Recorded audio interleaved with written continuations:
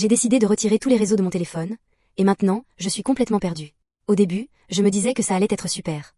Fini le scroll infini, fini les notifications qui sonnent toutes les 2 secondes, fini la pression de montrer ma vie parfaite. Juste moi et mon téléphone, pour ce qu'il doit vraiment servir. Mais très vite, c'est devenu compliqué. Toutes les conversations avec mes potes au lycée, je ne les comprends plus. Les blagues, les références, les mèmes, tout ça passait par les réseaux. Et maintenant que je n'ai plus accès à ça, je me sens complètement déconnectée. Parfois je me demande même si je suis la seule à ne pas comprendre ce qu'ils veulent dire.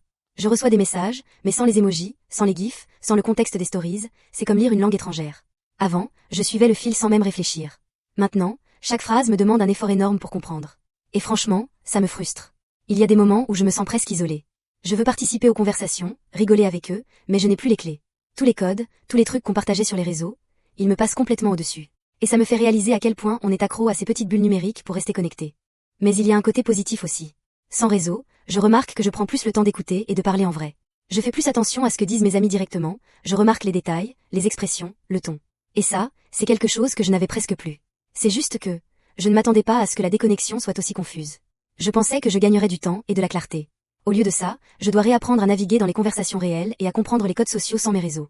Alors oui, j'ai supprimé tous mes réseaux, et je suis complètement perdue. Mais je commence à me rendre compte que ça me force à vivre plus dans le réel, à observer, écouter, et participer autrement.